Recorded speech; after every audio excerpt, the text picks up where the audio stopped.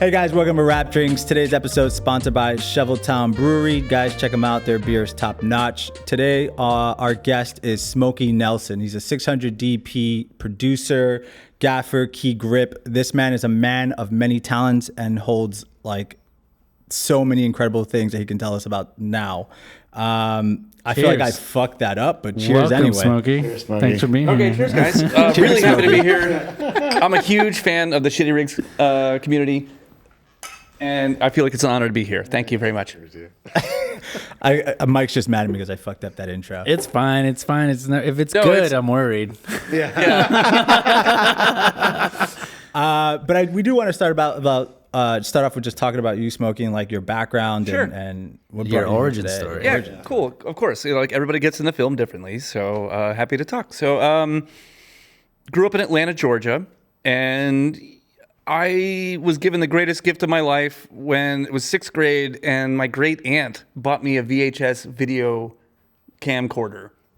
Huge, right? Big the big ones, guys. yeah. With Was it like the a record straight to. JVC? It was something like that. It would record straight to half inch, which is another term for VHS. Not that that matters anymore. People don't even know what that is. They're like, Yeah, what the fuck's no. You can put up a photo. Yeah, it's a huge camera, and I was like, I started documenting all the family vacations, but I quickly started writing stories and making my own movies, and I would edit it in camera. And so if I didn't like a take, I would hit rewind in the camera and then go back to the beginning and then retake the take and then watch it and then go to it again. So that inaccurate system has a lot of funny glitches where like you didn't get to the beginning of the last take, so it'd be like and then like go to the take that finally, or have a little blue screen because you didn't stop it. You stopped it a little too late. Rudimentary editing. But I did my first movie when I was 11, and it was called Murder on Wall Street. I starred my sister. I played 3 parts, also including the body.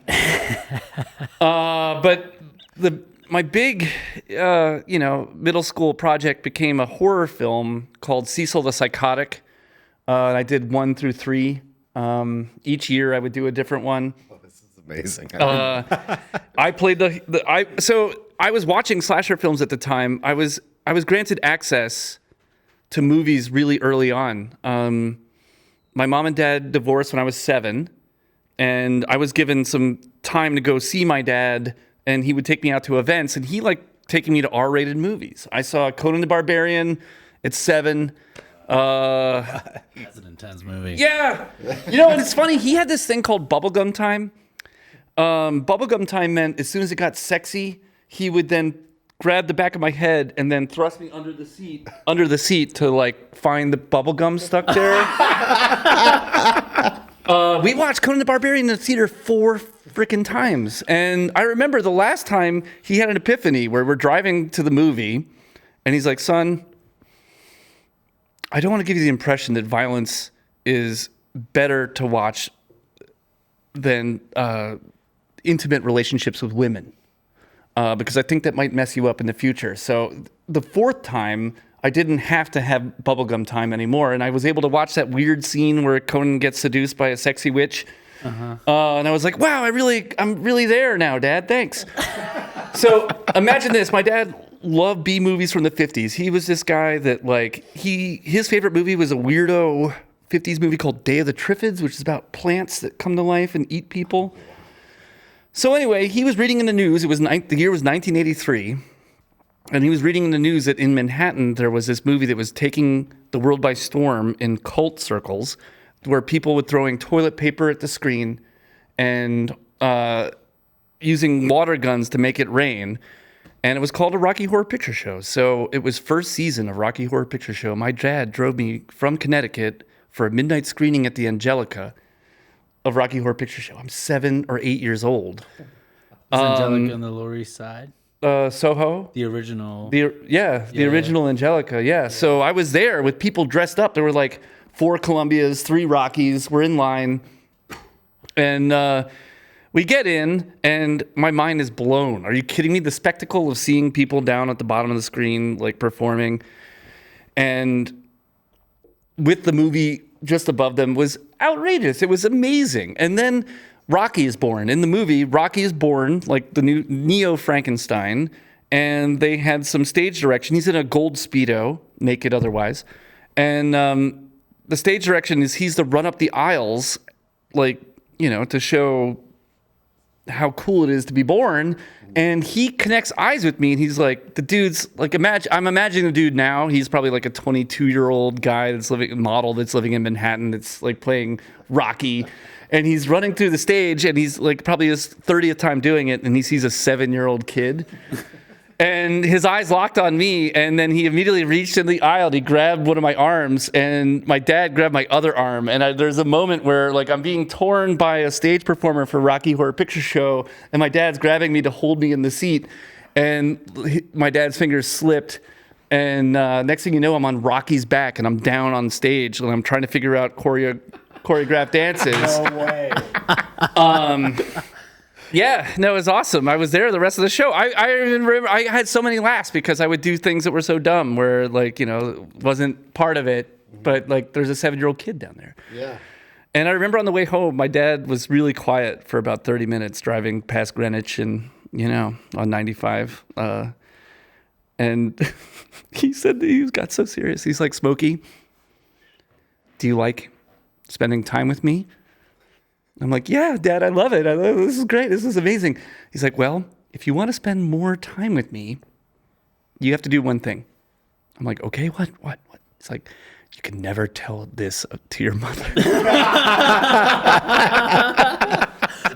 divorce isn't finalized. You cannot tell this story. I'm like, okay, Dad, sure.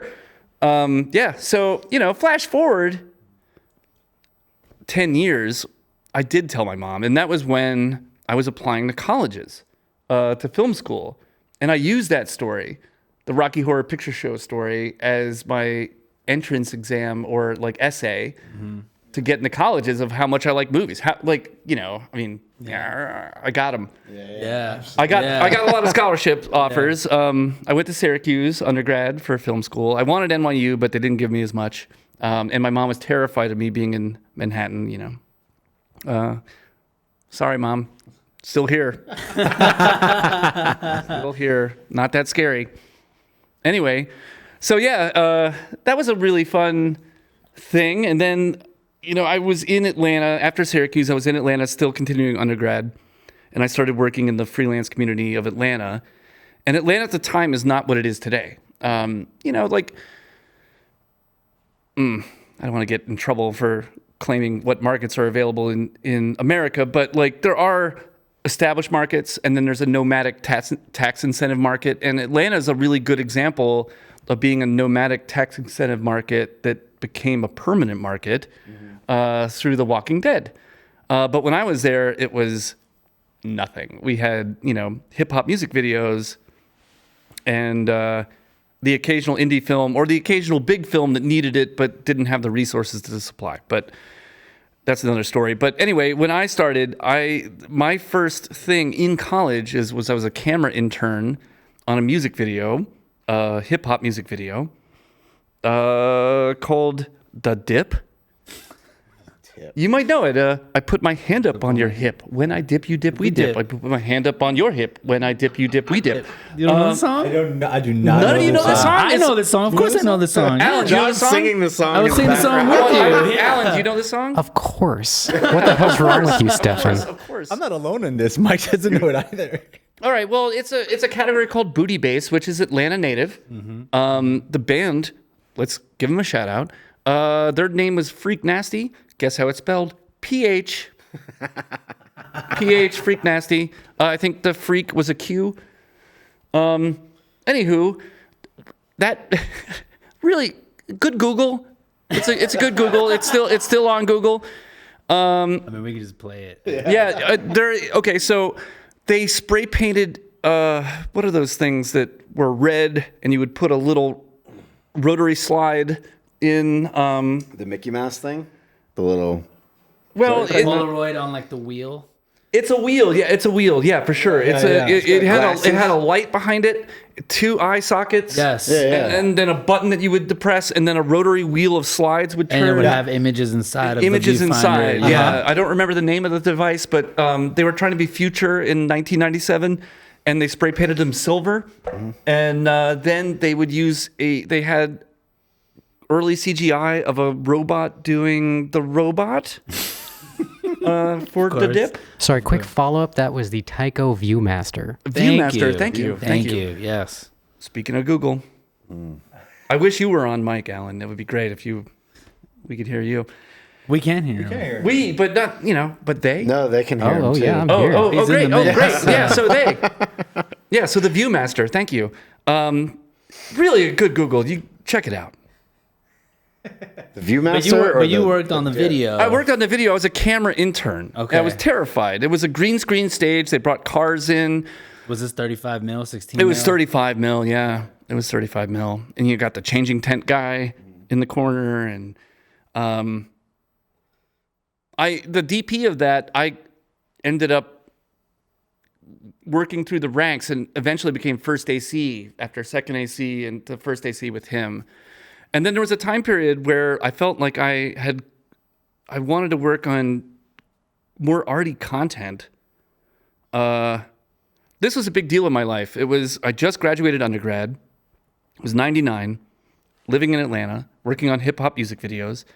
And I was still, all the movies that I was liking aren't the giant corporate, $100 million films. I like the indies. So I want to go to New York and get gritty. And so I got into Columbia for my master's, and I went here, and I was the class of 2001. The first week of my grad school was 9/11. Damn. Oof. Yeah, it was tough because I was writing a comedy at the time. We had so many projects that addressed it, like where you were. It was like it really tainted the whole thing, but it was interesting, like there you are in New York. And through, grad school is interesting. School is interesting in general. If you want to become like a DP or a production designer or a producer, if you go to school, everybody is asked to make shorts. So everyone's hungry for work in any of those roles, any of them. Absolutely. And so donate your time, work on the projects, build your resume. That's what I would recommend. So do you feel like it's vitally important for filmmakers who are coming up to go to school, or do you feel like it's not necessarily needed if they take a different approach? Absolutely not necessary. It's absolutely not necessary. If you have a really good idea, you could do the Werner Herzog approach and steal a camera and go just do it. But if you want a certain position and you use school as an option, you can either attack it, whether that's a writer-director, DP, producer. Like I just said, there's so many people that need help. You can just go do your own and find friends that'll help you, and that's cheap because they're students, so they'll be free. But also, if your goals are on another position, sound, whatever it is, like you can go and then just do a bunch of it and get a resume that can get you to the next commercial step. And I also recommend this. Each film school in New York has an office, and you can call that office or email that office and give them your resume and say you're willing to work with students. And they have that that's actors do the same thing. We had a whole headshot library at Columbia of people that want to work for free that just donated their headshot to a collective pool. And you can do that to Tisch, Hunter, City College, Columbia. Oh, wow. It's a really good resource to get you in if you have a support umbrella enough to work for a while for nothing. You can build a resume through that. Approach film schools. You don't have to be in the film school to help them. It's really interesting. Yeah, I give that advice a lot, actually, to people that come to me. Huh. I had no idea that was a thing. Yeah. I didn't either. Yeah. Let me turn my fucking phone off because it's buzzing. Noob. I guess, yeah, and then it's probably more helpful if you go to a film school and you want to learn something more technical that could help build your resume too, right? Sure, absolutely. I mean, Tisch here in New York is known as the technical film school. They're the ones, we didn't have any HMIs at Columbia, but Tisch had the HMIs. Tisch had the slider, the gear, the way they purchased gear was different. So you could learn more technically by going to Tisch than you could Columbia. I don't know if that's changed. I've been out a long time, so I don't want to. It's probably changed dramatically. Because, Yeah. I mean, when you were in college, it's probably more looking at film equipment versus what it is now. It's true. I'm old. I mean, when I went to college, it was film equipment. Yeah. No, I hear you. Yes, I'm not that old. But it was like I was there like film equipment, and then every year it was something new coming out. No, it's true. It's true. In undergrad, I was I would say that I'm last of the film generation. So undergrad freshman projects were all on a Bolex Rex 5, and then we would move to the SR1 to do some crystal sync stuff, and I edited on a Steenbeck, which is pretty awesome. Yeah. Steenbecks are wild. Like it was multiple platters. It was what is it? 2, 4, 6. It was 6 platters. It was 6 platters. Yeah. 1 optical platter and then 2 sound platters. And you use mag tape. You would have this. They had this really cool thing for deciding shots. It's basically like a trash can that had a bracket that went up over it, and then a crossbar or a goalpost that had a whole bunch of little nails. And what you would do is you would take your optical with the 2 mag tapes that was related to it synced, and you would hang it on the nail. And so you would have it like, that's your take, and you would take one off with all 3 and then rewind and then retape, check it out. If you didn't like it, you would cut, go back to the goalpost. Yeah, it was in the bin. It was like a bin. It was a bin. Yeah. It was Which a bin. is still what they're called now. They're just like digital bins. Yeah, sure. I mean, I guess that's the origin story for the the digital lexicon. But yeah. It's like a lot of people don't know what B-roll is. And B-roll is just like that other roll on the Steenbeck. That's right. It's like A-roll and B-roll. That's right. So when people are like, does B-roll have audio? It's like, no, it doesn't. I mean, I don't smoke anymore, but there was when you're in college and you needed to rewind to watch your 12-minute short, you would hit rewind and all the platters would go at once, and you would have like 6 minutes while they rewound to go outside and smoke a cigarette, and then come back in and they're all flapping. Mm-hmm. So you're in grad school and you're finishing up in Columbia. Yeah. What was that transition like? Did you to the professional world? Yeah. Okay, that's a great question. So we had thesis and non-thesis films. I was on a non-thesis film as a gaffer, and the producer that came on was somebody that was already working, not a student, somebody that the student knew that was working out in the industry, up and coming themselves, but like was getting gigs. And they had a nice experience with me, and so on their next professional gig, they hired me to come out and gaff that. So I didn't actually enter the apprentice world as a third electric or a best boy.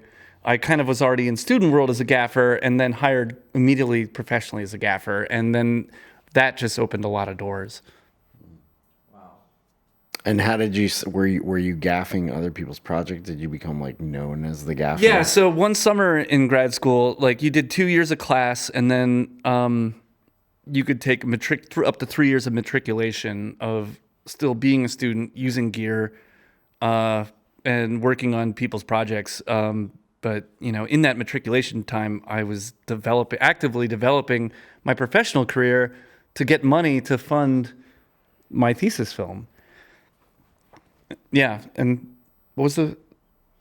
No, I was just asking. Is that you were working as a gaffer, and that's how you kind of like got? Yeah, I was sucked in. There was a time when I had a foot in both worlds, a foot in the student world and a foot in the professional world, and I needed the professional world to continue to like gather money to do my own thing to graduate. Did you have, like, when you were, maybe before you went to grad school or anything, did you have a set role that you wanted for? Were you like, I want to be a cinematographer, or I want to be a director, or were you just kind of like, I don't know where this is going to take me? Well, I was obsessed with cinematography and movies, but I think the pictures of the movies is really what drew me in. Columbia was only a writer-director program where you could get a writer's master's or a director's master's. And we had a cinematography class, and I worked with that professor to allow Columbia to have a master's in cinematography. So I was a dual major of cinematography and directing. Nice. But I think I learned through experience. I wanted to be a director-writer as I was going in, and I have done that. I've directed, 5 to 7 or 8 shorts. But the desire, the tech side of me kind of really bloomed or blossomed with learning what exactly a cinematographer does. And so it kind of shifted in grad school and cinematography is now a primary focus. You're coming out of school, you're gaffing professionally. What does that lead you into next? Well, I found myself in the New York indie scene, which is actually the reason why I came here. And it was amazing. Like, I mean, good gosh. Like I was able to gaff some really fun indie movies in New York between 2003 and 2010, including like Half Nelson and Blue Valentine and The Visitor. Some really gritty New York stories that kind of just like got bigger than they meant to be, but you know, it's great. Loved it. And that's it. What? Now you're here. No, I'm here. No. No, I mean, like, That's his origin story, folks. yeah, it is. I mean, you know, and then like the origin does the origin story ever end, or No, is it it just doesn't. no? It It's just just like keeps it going. just keeps We going know and changes. this. It just changes. It just changes. So I mean, so now I'm curious is, you know, you're working on a lot of these sets and a lot of these films that, you know, when they were being filmed didn't really blow up until after, obviously. But Right. any experiences working on these sets where you didn't have the equipment you needed that you would shitty rigs it? Tying it in. Yeah, no, okay. Again, huge fan of shitty rigs. I love it every time they post me. I've only been denied once, and apparently the reason was because it wasn't shitty enough. Sorry, dude. Sorry, my shitty rig looked too good. Was that you that denied him, or was that Bert? Yeah, that was Mike. That's me. It was Mike. It was Mike. What was it? Well, I was an operator on a film where I needed to be rigged to do a lead shot on an ice rink. And we came up with a platform of plywood on snowboards that had a speed rail banister that was pulled by speed skaters. And It was like, it was very, very shitty, but then it was like just very well executed. thank you. It was like the refined, like the aged shitty rig, you know? No gaff tape was Yeah, present. yeah. There's no gaff tape, no zip ties. They had all the gear to make it. Yeah, no, I mean, we happen. had enough time. We talked about it. And it was a risk because who's done snowboards to move cameras on ice with speed skaters? Like, it was a risk in that regard, but it worked. It worked. And so, yeah, you know, I don't mind that it wasn't shown, but like, I was kind of called out by the crew because I told them, I was like, I know the shitty rigs guys. I'm going to send this to them and we're going to be posted. Oh, ouch. And they're like, oh, that's so cool. We're going to get posted. And like, I'm like, yeah, it's going to be great. And then it wasn't posted.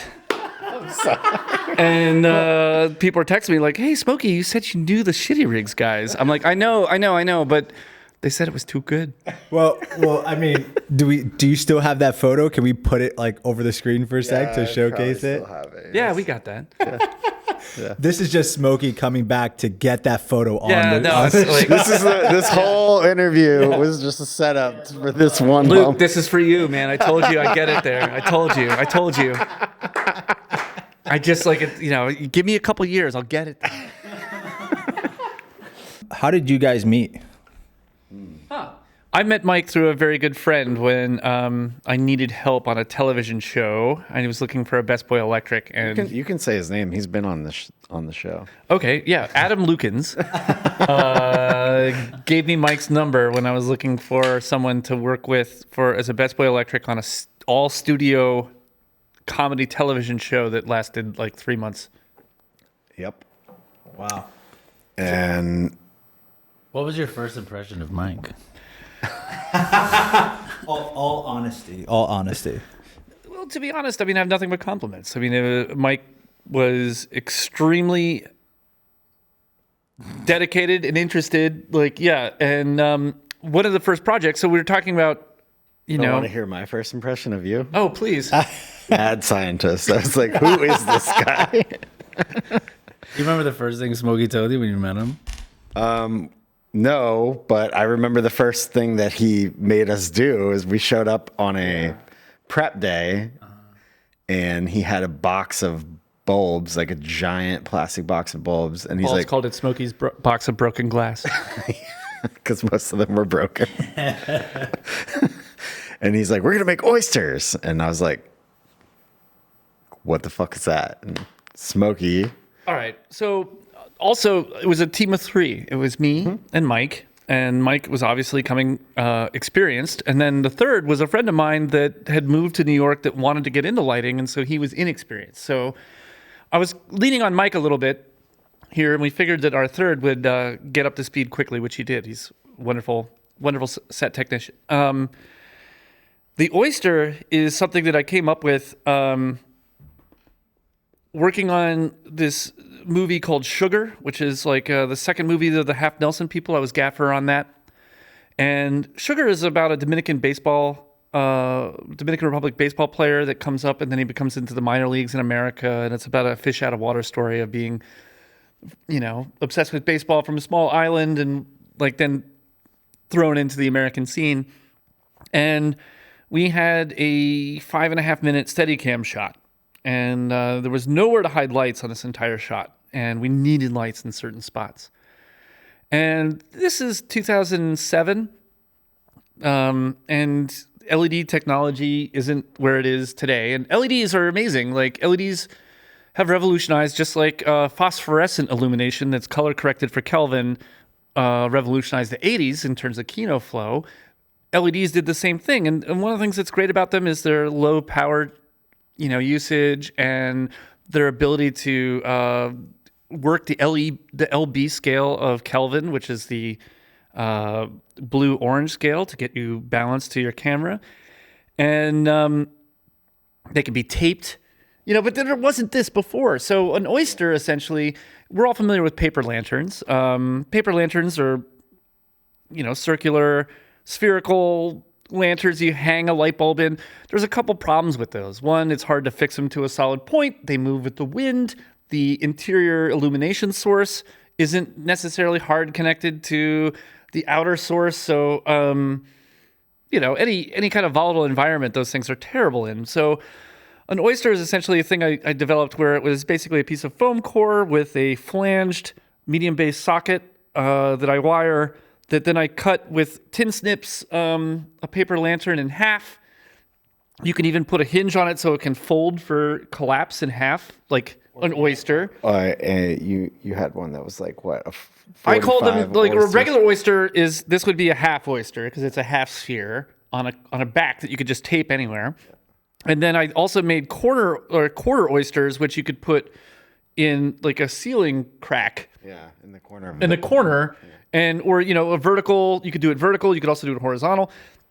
And again, save a lot of space. Still have some diffusion from the elements, and have a fixed source where wind didn't matter. And did they work like? Did they look like space lights or like practicals? Were they built to like blend in? What did they look like? What did they? I mean, they look cheap.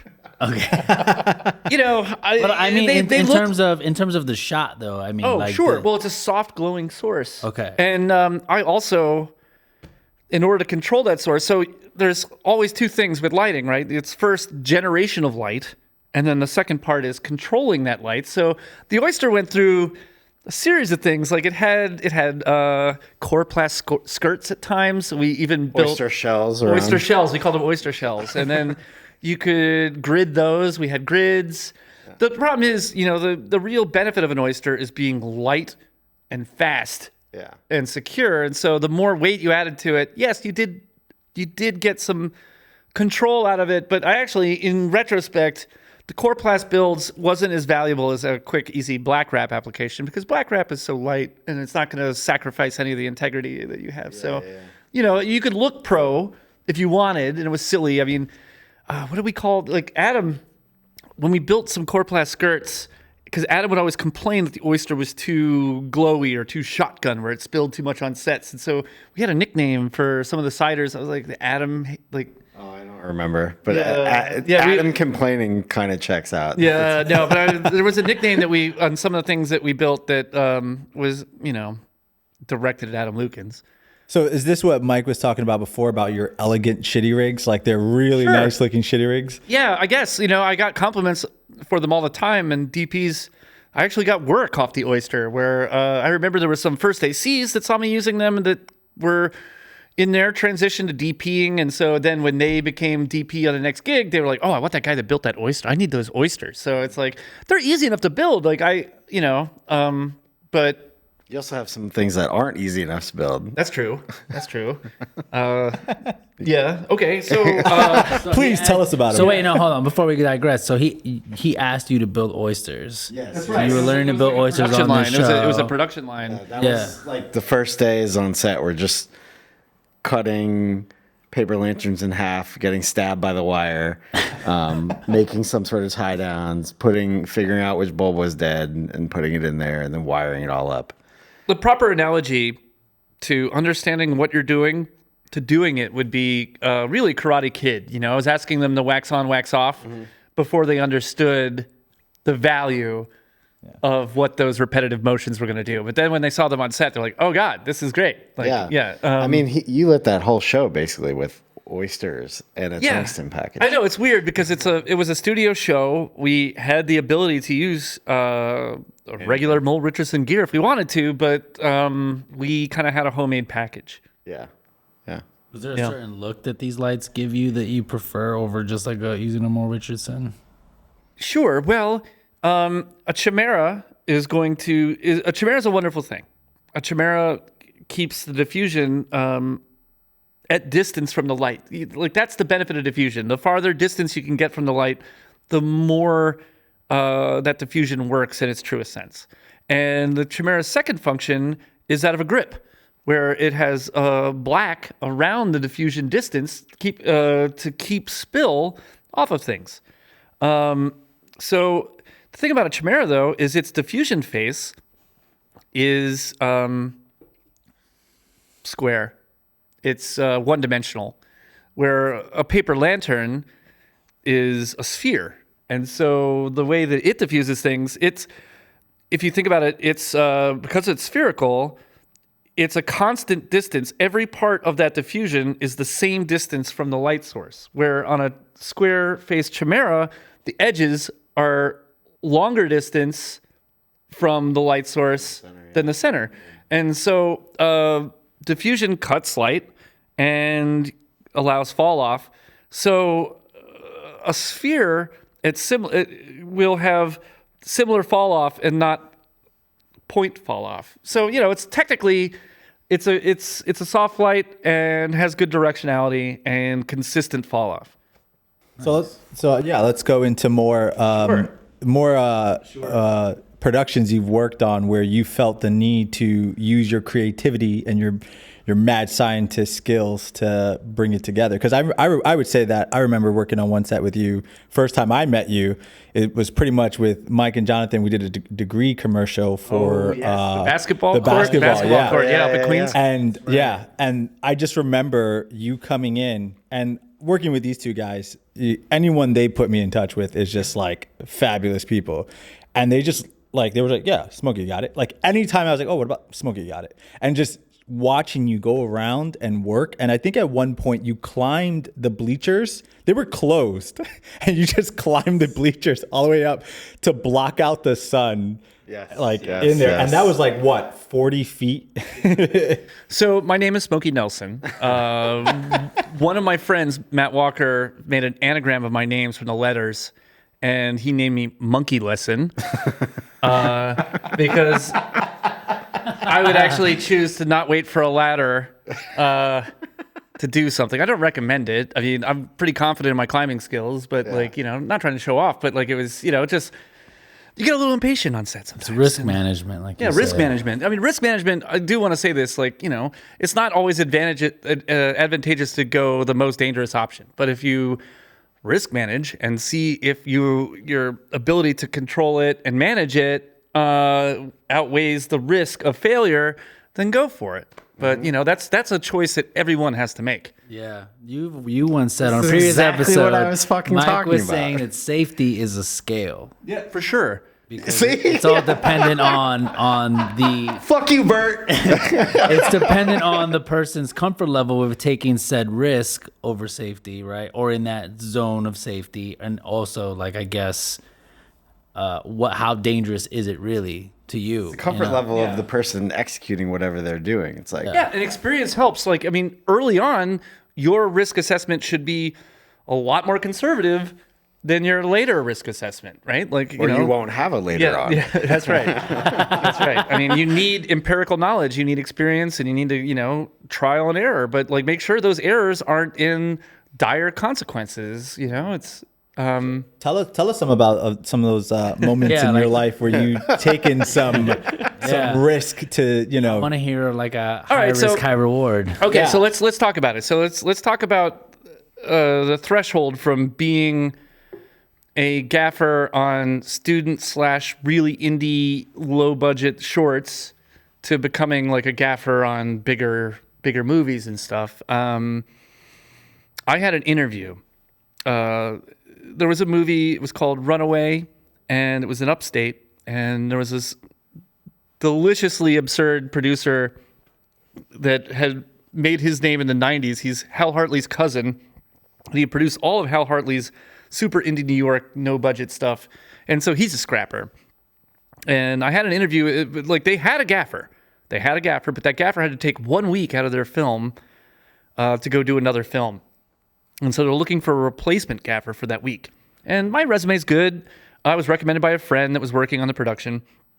And they get me in there and I start talking about blah, blah, blah, blah, crazy stuff. And like, oh, I did this, I did that. And they're like, wow, this kid's crazy. Let's get him in there. And so I get in there. But the budget scale was 7 times what I was used to when I got in. And they also had a production rhythm. So imagine this. I get driven up to the Catskills. They're 2.5 weeks in. And I show up, and they were nice enough to give me a paid day to come and like observe set before I was thrown into the fire. It was a 5-and-5 team. They were using HMI balloons that were like 16-foot diameter HMI balloons for night. Wow. Huge. They had 3 of them. And so I was like, oh, this is cool. And so the very next day, I go to set. Now I'm the gaffer for the first day. It's sunset. We're doing a full night, not splits, full night. They had a generator. It was a 1200 amp, not plant, but like truck Jenny. And the PA comes up to me and he's like, before the sun is set, and he's like, Smokey, I got to go fill the gas up. I'm like, oh, great. Yeah, fill it up, please. Like, how much gas do we have now? And he's like, well, we're just under 3/4. Maybe we're close to half. I'm like, okay, yeah, go fill it up. He's like, does it take diesel? I'm like, dude, I just got here. I haven't even seen the generator. How can you ask me this? I'm like, all of these things will let you know at the gas cap, at the flip open. They will tell you what it's rated for. Like, that's just how vehicles work. They don't keep it secret. Whatever you can get, just put it in there. Yeah, no. I mean, just follow the rules is what I was saying. Just follow the rules. You don't need me to handhold you to follow the rules. And so, yeah. So, he goes away, and then I start talking to the DP and the director, and we're talking about what the first shot is, and he comes back. And I'm planting the generator. I'm like, oh, it's far enough away for sound. Let's make sure we're sound conscious. And I said to him, I go up to it, and I look at the thing, and it says unleaded only. I go, hey, so obviously, since after our talk, you put unleaded in, right? He's like, oh, no, I put diesel. Like, you did what it says? I told you to. And I got so mad. I was just like, what are you talking about? Now, so here we are, risk assessment, right? So sun is setting. We have like 30 minutes left of sun. We're 2.5 hours north of the Catskills. For getting replacement gear, not going to happen in time. The balloon techs are already, I look over, balloons are rising. Oh, God. Like, there's 3 16-foot balloons rising in the distance, like getting ready to get the power that I'm sitting on. And now I found out that I have half a tank or a quarter of a tank of diesel in an unleaded engine. I immediately called a friend with a CDL that was a trucker and a mechanic, and I was like, hey, so internal combustion engines, please tell me, if you were to put diesel in an unleaded, like what happens there?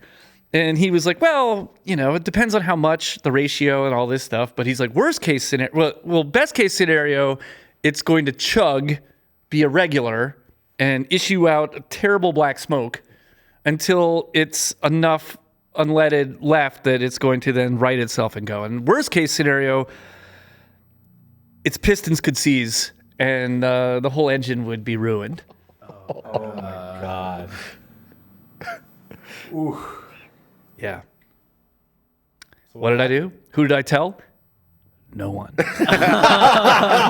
I go to the producer and be like, hey, we had this problem? It was my first day. It was my first day. I hadn't even been on set at all. And like, what do I do? Like, hey, dude, the PA, like it's already a problem.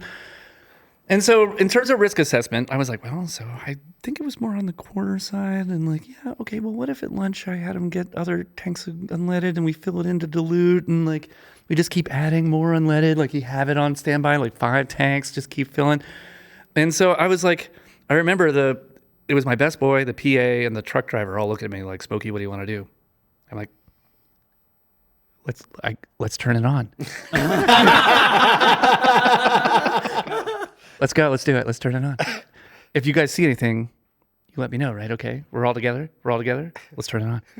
And we did. And my mechanic friend was exactly right. Like the thing started chugging. It's like not regular. It's like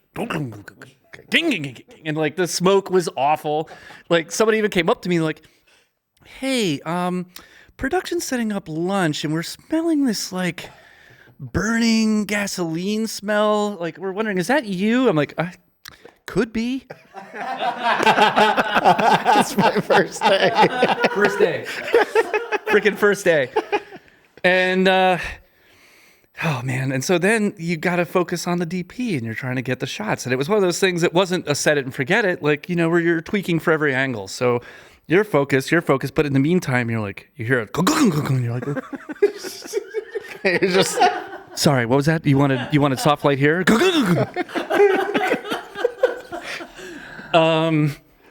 But I am probably sitting here because you know what?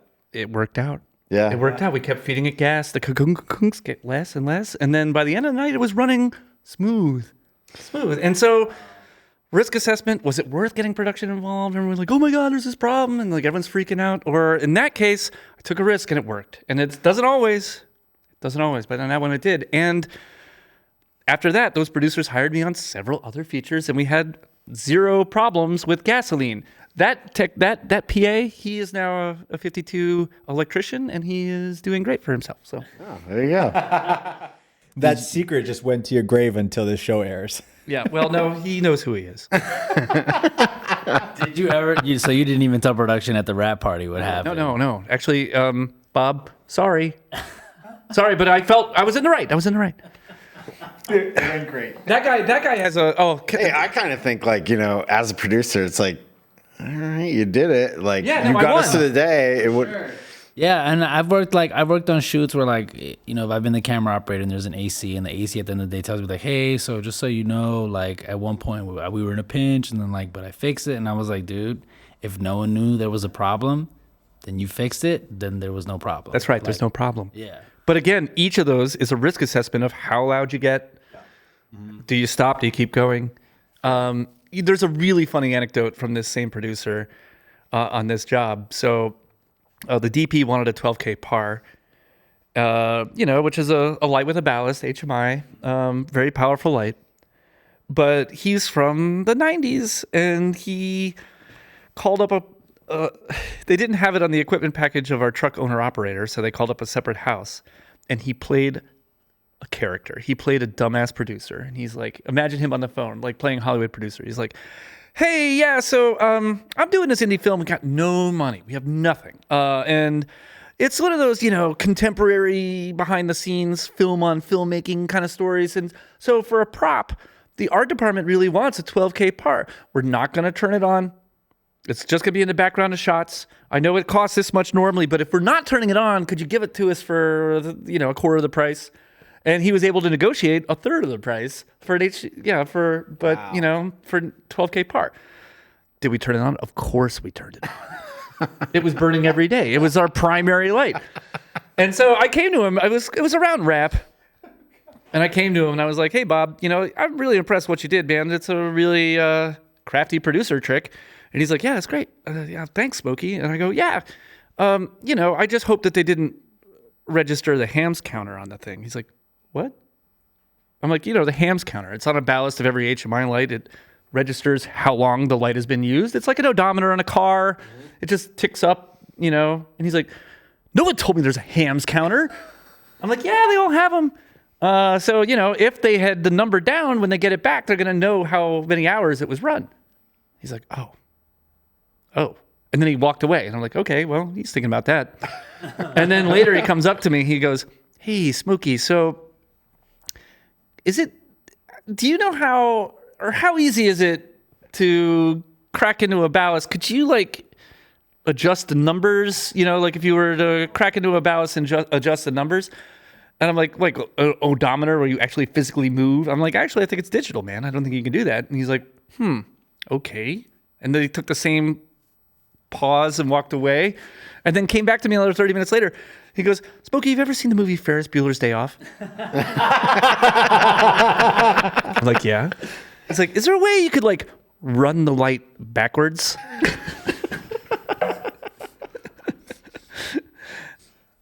I told him no. I did hear a follow-up that I guess I didn't register the ham, so we did get out of the whole situation without paying for it. This was the same job. This is the same job with the gasoline. Generator. Yeah, with the generator. And was the generator powering this HMI? Yes, it was. Yes, it was mine. So you were taking a double risk on that. Second, that first risk. Pulse something and then. The first risk I was totally on, I was the point person on the first risk. But the second risk of production company finding out about how many hours you run the 12K, I was secondary or tertiary. I wasn't the primary person making that risk. But producers make risks too. Yeah. They take them. Yeah. Make movies. I mean, making the movie in itself is a risk. That's right. Most of the time. It's so hard to make a good movie, and it's just as hard to make a bad movie. I mean, even in the hiring process as a producer, you're getting recommendations from other people. True. You probably never met them or work with them, and you're just going off of someone else's word that these people know what they're doing. Yeah, you got hired on that thing in your first day. Yeah, it's smoke filling out the generator. Yeah, where there's smoky, there's fire. Well, Smokey, you also said that you were talking basically about different types of risk level at different stages in your career. Yeah. You mentioned that. So can you give us another example later on in your career where you've taken another risk and it may or may not have worked? Okay, sure. Yes. So later on in my career, I've made several short films as a director and a writer, and sometimes even including myself as the DP, which in retrospect on this particular project, I should have given it to somebody else. It's too much. There's it's a lot. It's a lot. Especially this was a foreign film. So I wrote a film. If you guys are obviously familiar with Werner Herzog, I was obsessed with the Werner Herzog-Klaus Kinski relationship. And I wrote a film about what if Klaus Kinski had a bastard son while working on Fitzcarraldo in Iquitos, Peru, which is the New York of the Amazon jungle, and where that guy is now. So I went and lived in Iquitos, Peru for 4 months. And the idea is Iquitos, Peru is a wonderful city. They don't even have any four-wheel vehicles. There's no cars. It's all moto taxis and scooters. And so everyone's a moto taxi driver, which is a three-wheel tuk-tuk. Oh, they don't call them tuk-tuks. They call them moto taxis. But so the premise was my Peruvian Kinski bastard bleaches his hair blonde like his dad, paints his moto taxi, which, by the way, they only have two color schemes. So they're very monotonous. It's very a conformed culture. You just have these two things. He's the only one that has a custom one, which he paints white, like the boat of Fitzcarraldo. And instead of being a taxi driver, he wants to be a Fitzcarraldo movie tour person where he takes people to the locations from Fitzcarraldo. The idea was, I always found this very interesting in terms of cultural appropriation for art movies. Fitzcarraldo won the Palme d'Or, but no one in Iquitos has ever even seen it because it never even came there, right? So here in France, it's winning mega awards, but the people that were around and being background in it, they don't even know that this thing is critically acclaimed. So the idea that someone stopped them and be like, hey, you want to go see the locations of this movie you never heard of? And they're like, I just want a taxi. And so the main character gets so frustrated that he ends up going, quote, Kinski like his dad and having a crazy temper tantrum. And then he steals white mannequins from a clothing store and takes them on the tour. That's the premise of the film. So I lived there for 4 months. I had a half-month prep where I was doing writing that was 3 months before I would come down there to live to do the film. And in that scout period, we were coming up with an ending for the film, and we came up with the idea that that his goal for winning in this scenario is getting tourists that knew, not the locals, but getting people coming to Iquitos that would know the story of Fitzcarraldo and then be interested. And so it was culminating at the airport for him to find new tourists. So we scouted the airport. Now the Iquitos airport is a puddle jumper, strip in the jungle. That they were just basically bulldozed the jungle for an airstrip. And when we were scouting, we were looking around. We were walking through the jungle, looking around on little dirt roads. And my producer, Dave Stevens, and I happened to just walk onto a dirt road that was completely parallel to the tarmac. There was no security, no fences. We found ourselves 150 feet from the tarmac on a parallel dirt road. And therefore, we came up with the shot to end the film that is kind of a joke shot from Top Gun, where he's riding on his motorcycle as a parallel tracking, and a jet lands behind him in the background. So you're stacking your action, right? You got foreground, you got your main character. In the background, parallel action, you have a jet landing on the tarmac. Impressive shot. We could pull it off here with the parallel dirt road and parallel tarmac. So we scouted it. It was there. When we get back to live and work and prep, we just had that in our pocket. We've already scouted it. We knew it existed, and everything was cool. It was on the schedule. Our fault. We should have scouted it again. Because when we showed up with the crew, they had built a fence and bollards, and there was no longer access. We were there with the Fitzcarraldo moto taxi, and were denied access. If you know the film Fitzcarraldo, here's where the metaphor of working on something with the metaphor of the actual art production comes in together. We decided to cut the jungle out because it was only the road that was blocked. So we were able to, with machetes, cut through the jungle and carry the motor taxi 50 feet with 6 people onto the parallel road. So here now, it wasn't just driving up. Now we're carrying a ship over a mountain. Oh, God. Clearly breaking the security. So we had the landing. We were looking at the airport landing schedule, so we knew when the planes were coming in. And we knew we had 2 in a 15-minute window and then a third 8 minutes later. It involved a speed rail rig off of the top of the moto taxi, which would then put the camera in profile of the actor. So he's riding with the camera hanging off the side of the right side of the moto taxi. And we also learned that because of that off balance, me as director and on monitor, I had to sit on the left of the back seat in order to counterbalance that extended, that cantilevered load. Yeah. Otherwise, when this happened later, a different story. But we did flip it once, and then I fell through the canopy of the moto taxi and broke 2 ribs on my way down, and then directed the next day. Oh God. Risk assessment. So here we are. So back to the original story. We're set up, planes coming in, and the actors involved in the speed of the device, of the rig. So it was a learning curve. We didn't hit right. The plane comes in faster, leaves frame too quick, not right. We set up for the second, still nothing, like quiet crickets, like nothing. Okay, let's go again. Everything's fine. Let's go again, right? You want to go again? Let's go again. And so we go again. This time, he overshot it where the plane landed and we had already left the plane. I'm like, oh, it's somewhere it's like Mama Bear, dude, not Papa Baby. It's like right in the middle. And we're setting up for the third shot, and I guess we were seen on CCTV at that point. And that's when the military line came through. There was 4 cars. One of them was a Jeep with a 50 cal mounted on Like a turret gun on the top? Yeah, there was a turret gun on like a roll bar cage on a Jeep with a guy operating. Everybody was armed with submachine guns. Probably about 15 to 20 people. And we all raised our hands. Like, I'd never seen a production crew have to... Give up so fast. We got on our knees and then on our backs and then we were handcuffed. I was led to a security interrogation room in the airport alone in handcuffs, where I got to meet the head of the airport and a military person. I don't quite know who he was. There was a lot of yelling. I let them here. Okay, when you're under duress in this case, let them lead.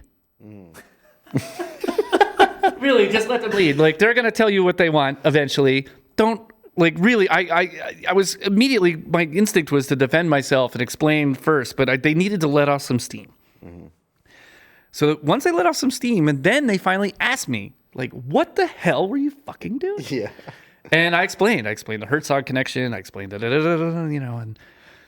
then so Iquitos, even though none of them have seen it, they understand that that's an important film and that people know them because of this film. And like, well, why didn't you talk to us? And so in 15 to 20 minutes, I was able to, from handcuffs, to be released, and then we were setting up the shoot for the next day where they were guarding us. We ended up doing as many takes as we wanted with the military there, like all smiling and doing high fives when the plane came in. Guys with machine guns are high-fiving each other. They're like, did we get it? I'm like, we got it. We got it. Yeah, like Video Village for the military. Yeah, there were dudes in camo with machine guns at monitor. So I guess I it's mean, safe that's to... a massive swing to like. No, yes. By the way, were they interviewing you like in full Spanish or like English? Like what? Full Spanish. Okay. And you know Spanish? You were able to like communicate to them what was going on, or was it like broken Spanish? I'm broken Spanish. At that time, I was better because I've been living 4 months. Okay. So, immersive environment, you get really better.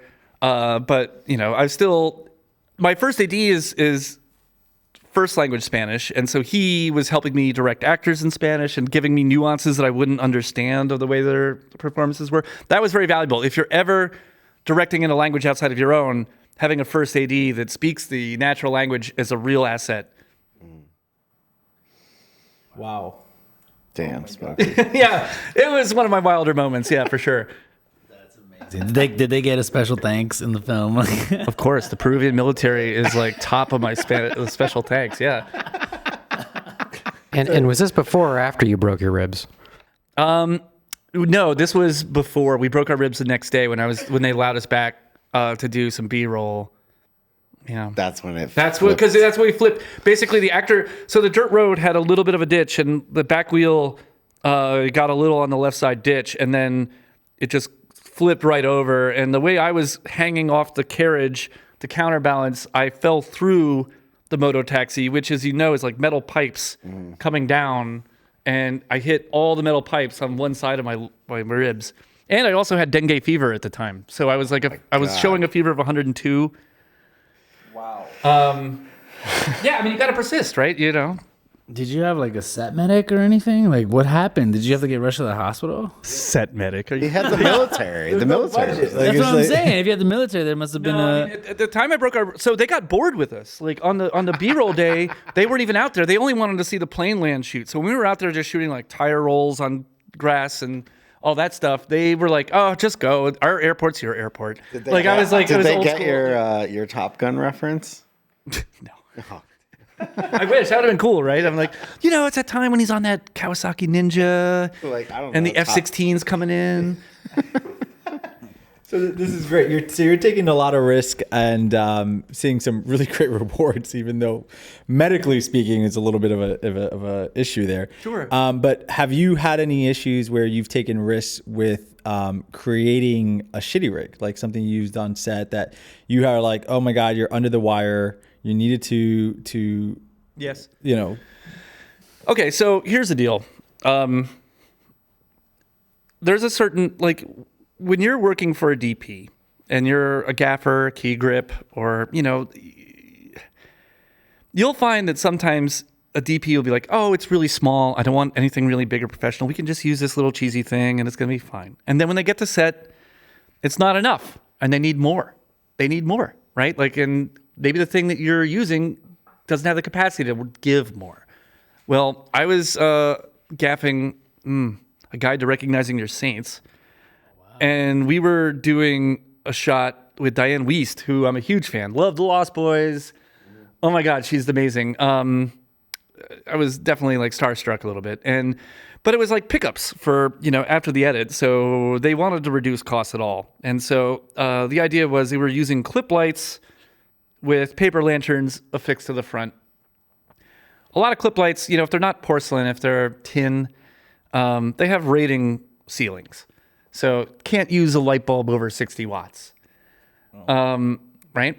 And I remember the DP's like, oh, that's fine. We won't need more than 60 watts. Well, on the set we did. And I remember rating hair and makeup. You rarely do this to see what clip lights they have. Like if hair and makeup has a better unit than you haven't ordered right. They're like, what do you got over here? And so I was able to put a 150 watt bulb in a 60 watt rated lamp with a paper lantern. And we were on our second take and the bulb exploded in the lantern and the hot glass fell onto the paper aspect of it. And it did a couple things. The jolt caused for it to break its rigging and fall to the ground. And then the hot glass caused for the paper to immediately catch on fire. Oh, God. And so she's on a sensitive phone call. And all of a sudden, this hot fireball falls like right in front of her 3 feet. And she's like, Jesus Christ. And like she jumps up and I'm like, I'm so sorry. I am so sorry. And then of course, the DP has to be like, Smokey. But, you got to take it. You got to take it. Be like, my bad. Clean up this fireball. Yeah. Oh. He didn't throw you under the bus because he knew. Kind of. He covered his butt, but not under the bus. I wouldn't say under the bus, but cover his butt. Yeah. Now that we've talked about some of the great stuff you've worked on and how you've managed that risk and succeeded there, and you've talked about some of the adversity you faced with some DPs you've worked with before, is there any been like that push come to shove, that what's that apocalypse day you've mentioned to us before? So what's the worst day I've ever seen on an indie film? Yeah, what is the apocalypse day you've discussed with us before, and tell our audience about that. Sure. I mean, again, indie films, I love them. You know what though? The consistent thing about indies is they're overscheduled. 100%. Yeah. 100%. And if I would tell them, I mean, they're like, oh my gosh, the way they scheduled is by the skin of their teeth, which doesn't allow for anything to go wrong. And that's the problem. And we live in the East Coast. I mean, West Coast might be a little different because, California has such consistent weather. East Coast, you never know what you're going to get. Yeah. And so this is an indie film that was being shot in Bayonne, New Jersey. And had a nice little cast, and it was a quiet film. I mean, there was a scene we were supposed to shoot. It's about a dad whose wife dies, and then he has to deal with his teenage son that's getting into counterculture, and he's really rebellious and doesn't respect his father. And it's about them trying to connect, to be like, look, it's just us now as family, and we have to get through this and be adults and have a relationship together. And we're shooting in a house. It was multiple days. We're shooting upstairs in a bedroom, and we had 3 tiers of scaff. And on that scaff, we had built 2 6Ks that were shooting through 129 diffusion on all the windows. And it was a nice, beautiful 60s day in the fall in New Jersey. And then I look at the weather for the next day, and it's a hurricane is coming. And a hurricane is coming to New Jersey, landfall.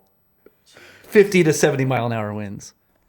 And the producers are like, well, we're starting in the bedroom, so we just think we would leave the scaffolding and the 6Ks up and just start in the morning. 3 tiers. Oh, God. And my best boy, the key grip, we all were like, well, hey, look, man, we think that we should work in a way where scaffolding isn't involved tomorrow. Is there a way we can do a schedule shift? We have lots of interior scenes. Can we do something on the ground that's not second floor related? Da-da-da-da-da. They wouldn't hear it. They're like, no, sorry. No, schedule's this way. I'm like, yeah, but hurricane. Yeah. Yeah. You know, we don't think it's going to actually be a real hurricane. We think that we think that that's just, you know, hyperbole. Producer's a meteorologist now. Yeah, well, Fake as you guys news. know, I mean, again, it's their fault because if you had a little buffer in your schedule to allow for these things, but they didn't. And so they're like, we're just going to take that risk. And obviously we're talking about risk assessment. Producers do this all the time, especially with like locations and cover sets. And they have to make these choices all the time. Rarely do I see it work out, but you know, that's a personal choice. Risk assessment is a personal choice. Producers, good luck. You got it too. In this case, they failed because the next day we show up and the winds were already at 25 when we showed up.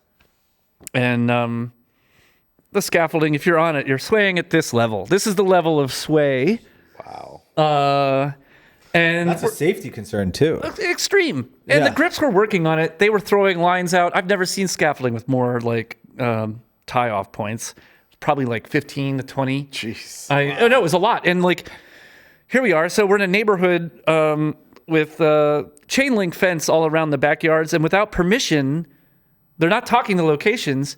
They're jumping over chain link fences like 3 deep to get the right angle they need on the tie down. So every neighbor of our shoot location now we're tying off to their fences without asking.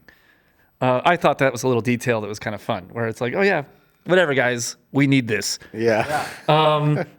And just the lay of the land to run these 6Ks, I'm doing a tie-in in the basement. So a tie-in is where you go upstream of a distribution box, and then you redistribute power on your own needs for the film set. But it requires you opening the box, having exposed wiring, leads, trico clamps, and then wires that go to the floor to a box that then you redistribute. Also, doing that all while power is alive. That's right. There's no way to turn it off. So, I mean, we could talk about tie-ins, but No, but just knowing that like you're working in a you're box. connecting to 100 to 200 to 300 amps while it's still hot. And so one of the techniques is you do it just with your right arm and your left arm's behind your back. The reason is if you have both arms touching the lead at the same time, the electricity is going to want to go around through one arm to the other to then down. And if you do it on the right side only, because your heart's on the left, the electricity is going to come down your right side, down out your right leg, and not pass through your heart to give you a heart attack. Yeah, this What? is real. What is this like? Like what? that did Yeah. this like Who's thinking about this Also, stuff? there's like when you're on also set? you have two assistants. Like there's 2 techniques for an assistant with you. It's one is a rope to pull you off if you get locked, because if you do arc, the problem is while you're using the metal on the hot leads of 100 amps, you could make that touch another piece that would arc, and then you're going to get electrified and your muscles are going to contract and you're going to be stuck on the box. Yeah. And so your assistant either does one of 2 things. They either have a rope around you to pull you off, or the old school way, which Harry Bach says is a 2x4 to hit you off. But I always like the rope idea because it's less impact. Yeah. Uh, That like, 2x4 yeah, always felt like It felt the worst yeah. idea ever. No, and your assistants are usually like a little too eager about it, like waving it, like, oh yeah, all right, go, Sucky, let's go. And I'm like, well, yeah, put a rope around me, please. Is the rope around your waist? It's around your waist. Yeah, Yeah, they just Okay. yank you backwards. yeah, they just yank you off. So with these few simple tricks, anyone can do it at home, right? Well, Risk assessment, guys. Yeah, Risk why? assessment. Do risk it on assessment, your- but plus also, this No is a one do different this at time. home, this please. is a different time. I mean, like so much has changed in the LED revolution Yeah, you're that not I haven't doing- done a tie-in in over 10 years. So like, yeah, I mean, these things have changed. Plus on higher budgets, Union, they don't do this. They have big generators that come in. So this is really specifically the tie-in problem was a time period with a budget level, right? Like it's an Yeah. indie level budget of a certain time, and then you're having to deal with this. And I learned as an apprentice where I started with the 2x4 and ended up with the metal clamps in my hand. So, but you could be creative with it. Just sidebar, Apocalypse Day is great, but sidebar, I've done some pretty creative things with tie-ins as well. Like there was a time we were at Fort Totten and we were shooting a music video that had a tunnel with individual practicals over it every 20 feet. So it's a really moody concrete tunnel with practicals, and the director was really into David Lynch and was like, oh, I'd love it if they could flicker, but they're on house power. So what I did is I popped the breaker off the bus bar, spliced the main wire, and then wired in a 2K magic gadget into the main box. line, and then threw the box back on and turned it on. And so now I was able to run like a house line that's flickering all at once. Whoa. I mean,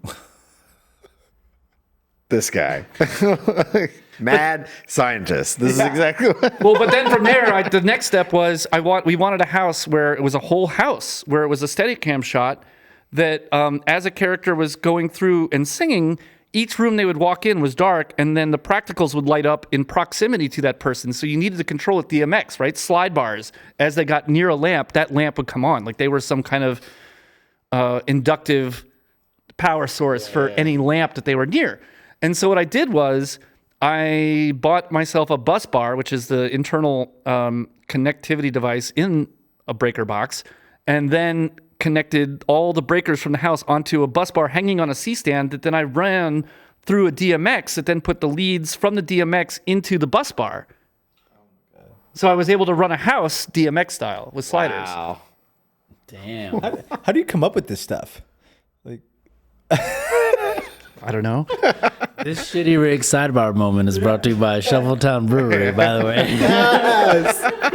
Again, you're dealing with hot leads, so it's all dangerous. And thankfully, I haven't had to do that in a while. And today, with technology, with Nix bulbs, you don't need to do that. Like Bulbs, LEDs. LEDs, I mean, we're talking about I feel like a dinosaur a little bit. It was like a very specific time when you're using these big lights. You don't have access to like giant generators. But it's probably also the thing that made for the reasoning behind the design for these things to be the way that they are. Like, it's because people were doing these dangerous things. Like, why don't we just make it so it's like safer, it's smarter? That's true, This John. is what You're we absolutely need, right? No, the production, I guess the film, invention community has met the needs of the indie a little bit. And the technology available the to us technology are actually available, caught yeah. up that we can do these kind of things too. Yeah, so I don't recommend any of these practices. I could today, if like all these stories I'm telling, I could think of several much cheaper and safer ways to handle these things. So 100%. I'd like to get back to the apocalypse. Oh, yeah, thing. sorry, Tell apocalypse. us more about So the hurricane Tying to came. people's fences. Yeah, you yeah. had a tying in the basement. There was Hurricane. 25 mile an hour winds coming in. yeah. 3 tiers of scaff, 2 6Ks. Okay, so a gaffer typically isn't the person that does every action on the build, right? A gaffer's main job is to be next to the DP, to hear their needs, and then communicate to your team what needs to happen. So there we were up in the bedroom. I have no electricians on set with me. They're all outside with the 6Ks. And we're doing an intimate scene. Characters are talking about their sadness and their feelings. And then the lights start shaking or vibrating or flickering. And the DP's like, the lights are flickering. And these old HMIs, that's a problem that you used to have to deal with too. Like flicker freeze, does it match with your frame rate and like all this stuff. Or sometimes the ballast will just get quirky and start flickering. And so I'm like, hey guys, the lights are flickering. Hey guys, the lights are flickering. And I get the worst walkie transmission I ever, it was like, it wasn't complete. It was like there were breaks in it. It was like, when it comes on, like, Smokey, oh my God, there's a, and then I can't do it. And like, I'm like, what is going on? So my face immediately shows a little bit of terror, and I walk out. We had 129 on the window, so you can't see out. You can't see what's happening out there. And I go outside, and the winds have picked up, and now they're in 40s. And no one has called it yet, but the scaffolding is now this. And my best boy, it looks like the Gordon Fisherman. It's raining and pouring, and he's wearing like a yellow slicker, and he's on top just holding on for dear life with the 6Ks. And I'm like, get down, get down. And so now everybody's pouring out of the set. DP's wearing like a scarf and a beret, and he runs up to like grab something. I'm like, don't grab anything. I got to hit the breakers. Like, don't touch the scaffolding because like there's water all over the ground. And I killed the 6Ks. We were able to turn them off, get the best boy down. But at this point, we were having trouble with the basement. Now, the basement had several things. The basement had wardrobe. It had craft service, and it had our tie-in, and the central drainage system of the basement was failing, and water was gaining at 8 inches every 10 minutes, and I had to tie out because we were still in live with 200 amps of power, and those cables are underwater. And so we built a Apple box stone pond system to get over to the breaker. And that was really funny too, because so while I'm getting over there, the water's rising so fast, the best boy had to follow me with quarters and other fulls to keep adding to the wood to keep it out of the water as it's rising. So you would lift one foot while you're like unscrewing a trico, and then you would lift your other foot. He'd insert more wood while you're unscrewing the other. We were able to get that out. I'll never forget, like, we suffered there electrically, sure, but poor wardrobe. Their stuff was not even on racks. Some of it was in bags on the floor. And this water coming up wasn't just regular water, it was sewage water. So I remember the wardrobe department pulling out bags of clothes extras are supposed to wear covered in sewage water with like brown stains up to half of the bags. Oh, God.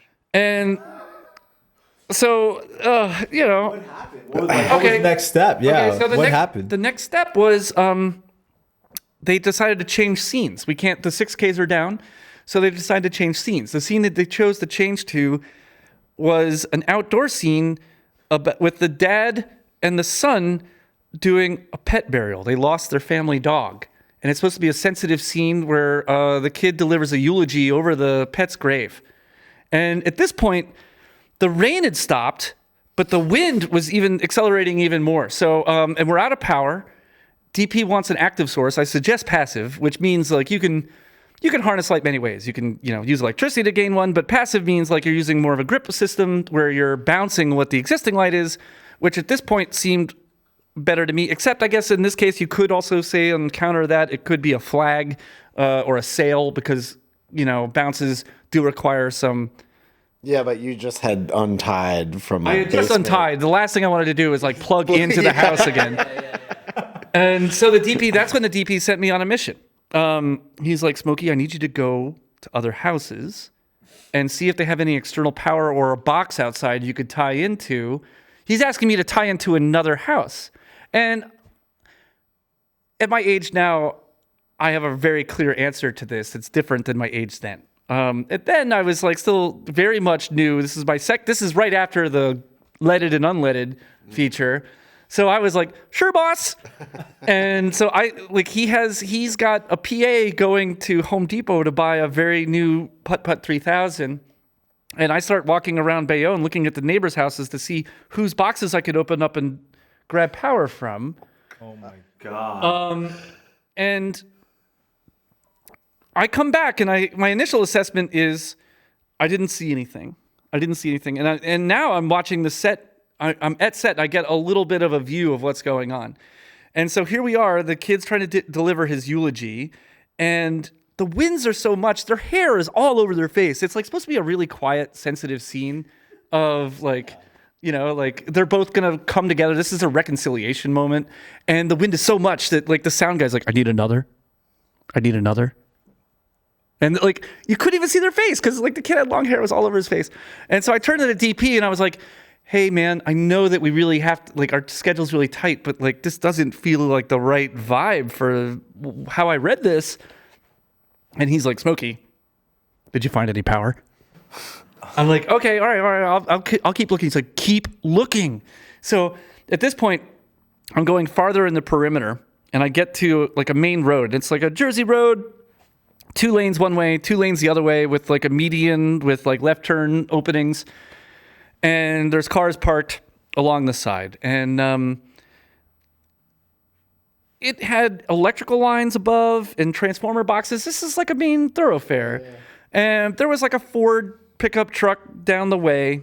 And as I show up, a power line pole goes down at an angle, snapping the cords, the cables, and they start whipping around like hot snakes. They're still hot. These like power lines, and one of them hits the top of the truck and the truck explodes. It explodes with like a 15-foot mushroom cloud, and the transformer I was standing behind me explodes, blasts me forward onto the ground. God. Holy shit. They still haven't called it. They haven't called it. No, they haven't called it. And so I go back, and now I go back, and now the fire trucks are showing up and doing sirens, and they're still doing the eulogy, and the sound's like, I've had it. Yeah, this is like Alan's worst nightmare right now. Alan's probably like over here like, oh my God, I can't believe this shit. I saw the sound guy throw his headphones on the ground. And And they're like, Smokey, did you find power? A little too much of it seems. What was like the drive? Why did they have to keep shooting? They had no option. Like their schedule was so tight. Like they were, They probably couldn't afford to take a down day. to take a down day. So, again, this is so we talk about risk management. Imagine imagine the producer here, right? In risk management, the producer's like, I'm all in. Just kept putting those chips right into the center. I'm all in. Hey, what's wrong? I'm all in. Like no matter what, you came to him. Anywho, so they're like, okay, I guess we can't do this scene. Let's go inside. When's that putt-putt coming? So let's go inside and do the dining room scene. I'm like, are you kidding me? Just call it. Like we're already like after lunch. We're only losing 4 hours at this point. Yeah. A truck exploded nearby. Sound's contaminated because we have 5 fire trucks, 3 police cars. Reshoot that anyway at this point. Yeah, that's what I thought. But who am I, right? Just a gaffer. So anyway, I remember the DP got on the phone with the PA that was supposed to buy the 3,000 watt putt-putt that was going to light our dinner room scene. And because of the explosion, they had set up a no drive zone, like where he couldn't get to set. And the producer gets on the phone with him, like, how heavy is it? If you abandon the car, could you carry the 3,000 watt generator to the set? Well, what did he say? He said no. It was like a mile away. It was like half a mile away. It's like it's not one that we see on Box Dolly with Fernie Dolly with wheels. It was just right out of the store, like a 3,000, like a one dude with a 3,000 was gonna strap it to his back with like. No way. No way.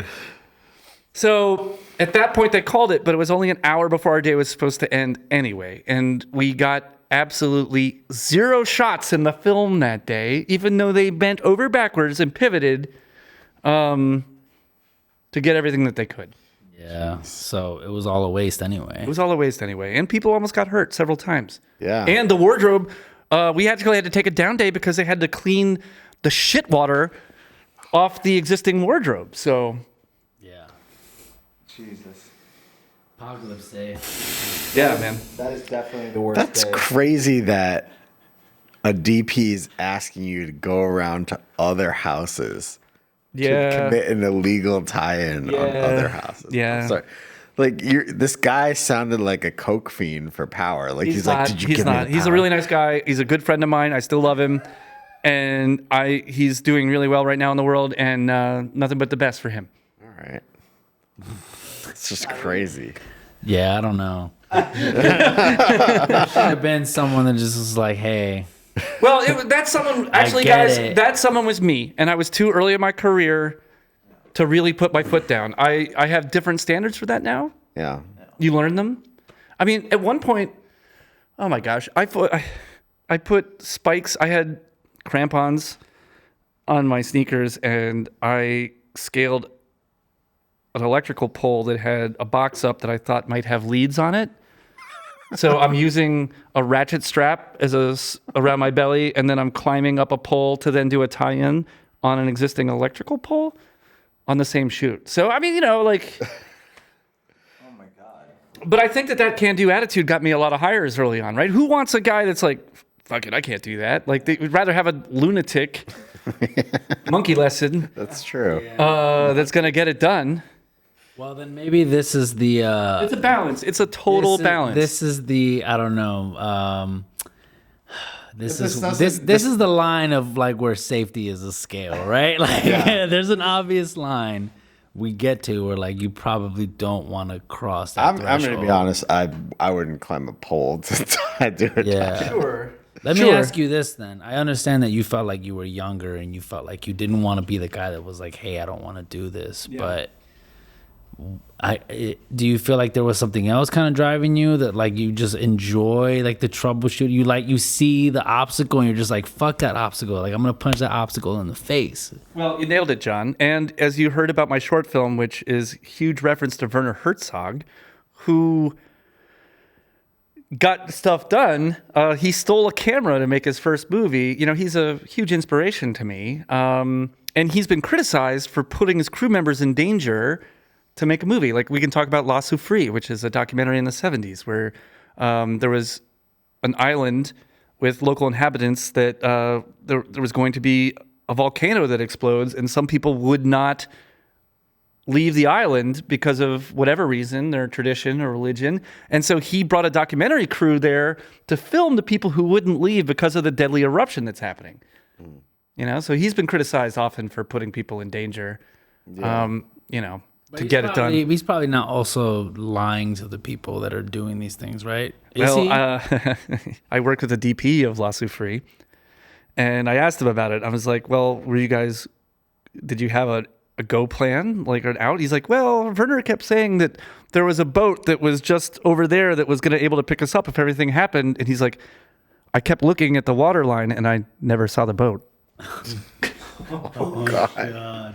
So, who knows? Who knows? But I love the man. And he's an amazing filmmaker. I have a funny segue now that you brought up a boat. There's a really funny story with you in a boat. Before we transition, let me ask you wanna this: tell me would the older Smokey, if you could talk to the younger Smokey, would you talk younger Smokey to do it to like walking away from that situation, or like if you could relive that moment, would you do it differently, or do you think you'd do that whole situation the same way again? Well, if we go back to the gasoline generator situation, right? Like my career blossomed by that Jenny continuing the work through the diesel situation. It did. It blossomed immediately. And if I had to be the guy that came in on that one day and been like, we can't shoot tonight because we can't get a replacement generator and our PA put the wrong gasoline type in the generator, it would have been, who knows what would have happened. I mean, I could have had a break another way, but like, it would have been very different. The older Smokey would say to the younger Smokey,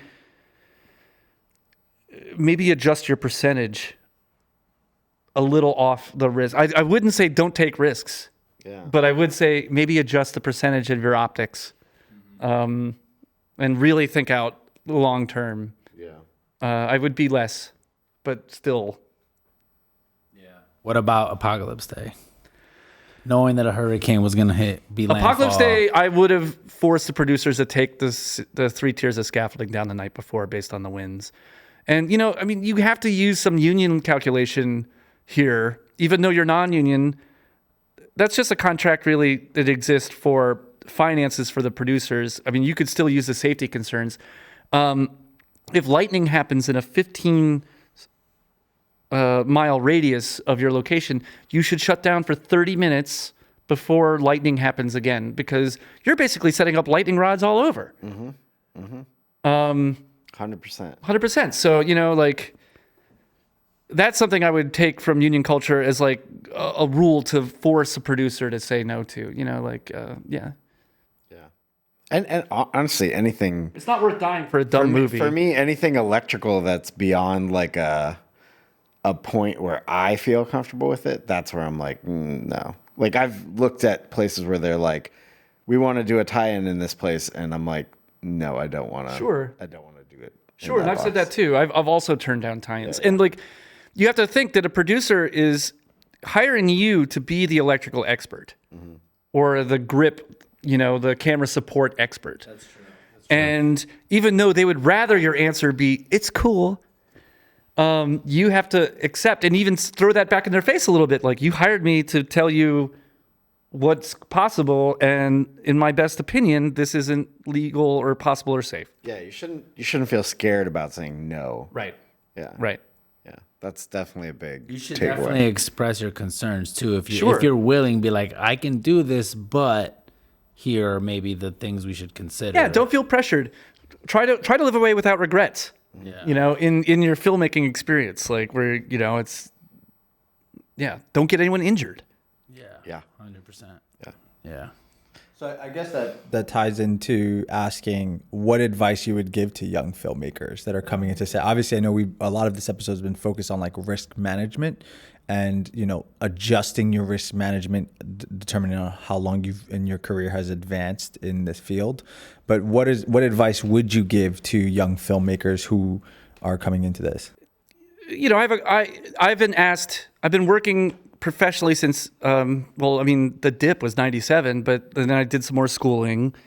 And after grad school, I came back into professional work at 2003. So I have a lot of experience. And people often ask me, how to get in and, what they need to do. And like, this isn't just about risk assessment. This is about like, oh, I want to start working in film. What do I do? And so, yeah, obviously the first position for a lot of people is PAing. And I think that's great. And PAs are needed. They're necessary. But if you aren't interested, like as a PA, I think you need to like look at yourself and be like, what track makes me the most comfortable and happy? If you look at your AD, your boss, and you think that you want to run the show in a way where you coordinate all the departments together to come make magic in front of the lens, then sure, be a PA and keep going in that track. But if you think that you are driven to maybe art department or grip and electric or camera or sound, then you, like, once you get the lay of the land and done enough lockups, then you'd be like, your next time they hire you, be like, well, I'm happy to be your PA, but I need some time or maybe the whole time where I can be a grip PA or wardrobe PA or whatever, like that way. And so you can become in the fold of one of the many departments where you learn the inside out, where you're still part of the PA department, but you're getting experience from another. And you'll find that the pay is astronomically different once. And so what happens if you make a good team with one of those departments where they like you as a grip PA on one job, when the next time they have it, they might bring you in the lowest position on the next one without the PA title. And that's your goal, right? So you start at the bottom, you learn apprentice style, and you can work your way up through one of the many wonderful departments that we have. And like your personality is kind of dependent on or not dependent, but it's like your personality will inform what you might be cut out for. When I first started on the dip, I was a camera assistant. And then I became a second camera assistant for that DP, and then eventually a first where I was pulling focus. But when I moved to New York from Atlanta, I found out a couple things. Like I realized I did a little introspection and like reflective thinking. And like I realized that my personality, I have a little bit of, ADHD, and I have a hard time sitting at one place locked to a device for a certain time where I start getting nuts, where first AC is a babysitter for the camera. You can't leave it. And you need to be organized. Not really. And clean, where cleanliness is your main priority of lenses and everything needs to be clean. Again, a little more of a pig pen, fly by my own ideas kind of guy. And I found that in lighting, it's much more of a location-based problem solving with a consistent series of tools that we use. And you didn't have to be locked to anything. You could go off and solve problems. And I shined in that. So I found that me as a person, and I was able to get to DP from gaffing, not from ACing, the same way. Like my end result that I was looking for was the same way through a different path that was more suited to my personality traits. So look deeply into yourself, figure out where you're creative or not necessarily creative, or where you're technical or where you're anal, and like use those traits to help a department that has the matched skill set.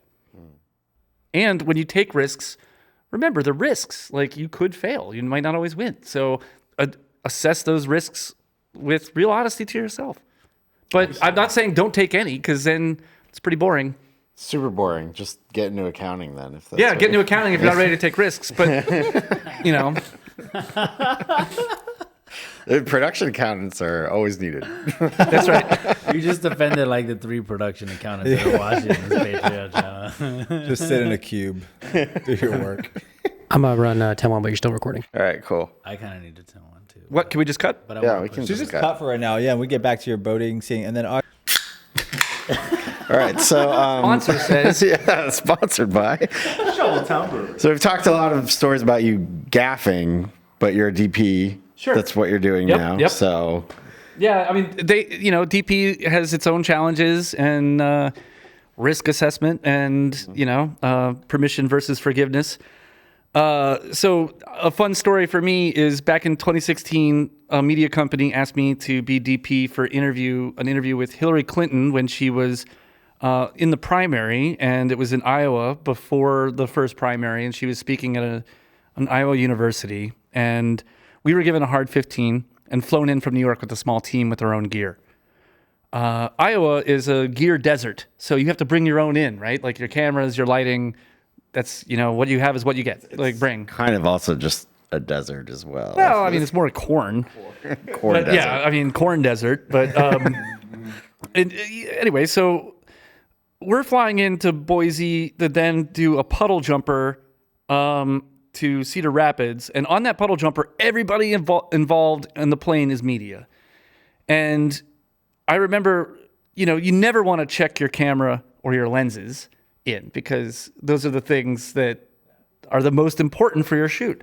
And I got into an argument because the puddle jumpers overheads could not take all of our carry-on stuff, and they forced. I was basically given Sophie's choice of, do you check the camera bodies or the lenses? We had 3 cameras and 3 lenses. I chose the lenses. When we landed, worst case scenario happened. The lenses were lost. We had the bodies and no lenses. And I lined up in the queue with other people for lost luggage. There were other people on the same plane with lost luggage. And another was another interview group, this time from Hillary's own campaign. They had lost luggage. And so now you're making friends with people who lost luggage. What'd you lose? I lost this. I lost my lenses. Well, they happen to have lenses that fit us. And they were impressed because I was bringing a Joker and a Chimera, and I had a daylight light.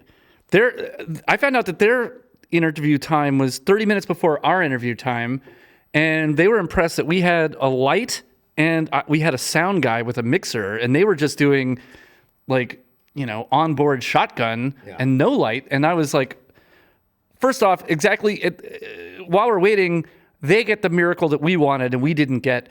Their luggage is found. And so they're like, okay, see you guys. Our luggage was not found. And so I made a deal with them. I made this I was like all shuckster, like, hey, so you said you liked our light and our sound guy. What if I can give you our sound guy and our light, and then when it's our turn, we borrow your lenses? Sound guy was so upset. He's like, you should have talked to me first. That's me rolling on 2 jobs. I'm like, come on, you're already there, dude. You're already there. It's just a quick 15. Just roll it, give him a card. And he eventually complied. But so now I have, through another production company, I have lenses I'm supposed to borrow that'll fit our camera. So I'm like, oh, problem solved. Oh, we're done. This is going to be easy tomorrow. We wake up, we go to set, and that's when we discovered that our location that they gave us was extremely problematic. It was, it was in the summer, and it's extremely bright. The sun was out that day without a single cloud in the sky. And instead of an interior location, like some of the interviews, they gave us an exterior, which was in the Rose Garden, which had this big trellis operation that was wood with slats and roses growing over. And if you were underneath it, it looked totally 40s film noir with giant diagonal shadows across your face. And, in New York, what would you do? Easy. You would rent a 20 by. And you would sail a 20 by diffusion frame over it. But here we are in Gear Desertville. And so there's no film equipment you could use. And so the producer freaking out. She's like, Smokey, what are we going to do? What are we going to do? And I'm like, all right, that's a PA. Is he mine? Can I take him? She's like, yeah. I'm like, I need you to go to Bed Bath & Beyond. I need you to buy a 4-step ladder, a staple gun, and 3 different types of shower curtains with different opacities. I need you to get really white shower curtains, semi-white shower curtains, and a really light, clear shower curtain. He's like, how many? I'm like, 30 of each. 30 of each? The landscape of the trellis was, I would say, 15 feet by 30 feet. And so in the distance, if I wanted to create I would need that kind of coverage. Yeah. Did he think you were absolutely crazy for asking that? Yeah, no one understood what the hell I was talking about. And they're like, Smokey, explain. I'm like, we don't have time to explain. Just do it. So I'm feeling pretty confident about myself. Like, oh man, I'm making deals. Like I traded the flesh of my sound guy and this light to get these lenses. And I'm pretty happy with myself. And so then I go to break out the Joker, and I look at the power supply, and it's lacking its IEC cable. Everything's there but the IEC cable, or some would say OSHA cable, which you guys are all familiar with it. It's like it's a regular standard Edison that you plug into a wall, and on the other side, it's like a recessed 3-prong cable that fits most appliances like printers, fax machines, PlayStation. You can find one. So it's like the long one, like the rectangular one. Yeah, they're somewhat universal for powering devices. Mm-hmm. People just thought that it would be a good idea to make kind of a it's called an IEC cable, everybody. IEC. So anyway, Or you know. the more you Buzzword know. of the day. Yeah. International Electronics Connector. Oh, thank you very much. Yeah, word. IEC brought to you by Shoveltown Brewery. I didn't know what it stood for. So that's nice. That's nice to know. So to give you a little bit more backstory, when you're going into a presidential event like this, we were warned that there were already 2 bomb threats, and so you're going through Secret Service security. There's bomb dogs on your gear. You get badges that are color coded that let you into certain dimensions of a security perimeter, and mine was only on the outskirt perimeter, and also, they're so focused on where Secretary Clinton is that, like, if you're setting up remote for an interview, you have no representatives to say, hey, I need some help. Like, there's no one to be like, explain your situation. And so the producer's like, Smokey, what are we going to do? I'm like, don't worry, I got this. So I snuck away. I snuck into the building, and, they had closed the university for the day. So I found a professor's office that had the door open. I tried several office doors before I found the one that was open. And then I saw one of those big stand-up printers in the corner. I pull it out into the center of the room, and I made a yelp noise. I have to admit, I made a, yeah! Like when I saw it had an IEC, I was like, bingo! And that's the bingo where the door opened, and there was a Secret Service guy who's like, excuse me, sir, who are you? Where's your clearance? You're green. This is orange clearance. I'm like, oh, hey. So they took me to this back room where there were 4 Secret Service guys, and they started interrogating me. And I'm holding the cable like this in my hand, like, Mike. What's funny about this, though, is meanwhile, we all know that, like, they don't know this, but you're like, I've been through this before. Peruvian military. There was no 50 caliber pointed at me. Yeah, you're like, this is easy. You were more at home in this So experience. what's funny was, so picture this. I'm pitching the 4 dudes that have me detained, trying to explain, but they didn't want to hear it. They just kept saying, please stop talking. Please, no, we don't want to hear it. Please stop talking. They were waiting for their boss. They had gone up the line. Hillary Clinton's head of security comes in, and when he comes in, then there are 3 of them leave, and it's like me and then the guy who found me. So the boss and the guy who found me, and then he starts interrogating me. He's like, let me see your credentials. Let me see your license. He's running. I remember he took my driver's license, and he's walking and talking on his cell phone and giving all the information on my license to someone on the phone, waiting for like a security check to come back on me. And I was like, and I'm doing the full story just like I am now, explaining, well, I was on the plane. I had the lenses. I didn't want to give the lenses away. And then I found Hillary's Clinton people. You could check with them. They have a hard 15 and 11. Ours is 11:30. And I bargained. The sound guy didn't want to do it. Hated to do it, but I talked him into it. And then I found out that the light that they needed in order to get the lens, I needed to give them the light. And then I just realized it was like probably on a print. And he's like, he's like, I don't have time for this. And then he leaves. He just said, I don't have time for this. And he leaves. And he's like, watch him, to the guy who found me. And so I pitch it to the guy who found me, and the guy who found me wouldn't have it at all. He just was like, I'm not. He goes, at one point, I think I remember, he's like, I'm not going to talk to you anymore. And so we just sat there in silence for a while. And the big break in my day happened when that guy needed to be relieved to use the bathroom. And a new guy came in that hasn't been there for anything. Entered the story again, and they're like, "Oh, so then my lenses, the sound guy wouldn't want to do it, and then I got on the IEC cable, and they're going to be shooting in like 10 minutes, and also they confiscated my phone at this point. I forgot to mention that my phone was confiscated, so I couldn't contact the producers or anything. I couldn't contact the producers or anything, and so the new guy bought it. The new guy bought it, and he goes, "Get out of here. Do your thing, and I hope you're not telling me any lies." And I'm like, I love you, I love you, I love you. Bye, bye, bye. I'm kissing, like I run out the door, waving the IEC cable.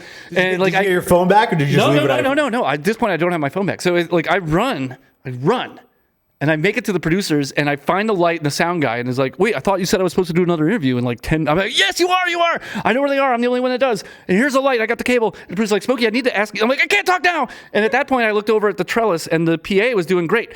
I was able, before I left, to choose the flavor of shower curtain. I went Mama Bear, like a 250. And he's staple gunning it all over this thing without asking. We hadn't talked to locations, by the way. No locations at this point because everyone's too busy. And so I go to the other set.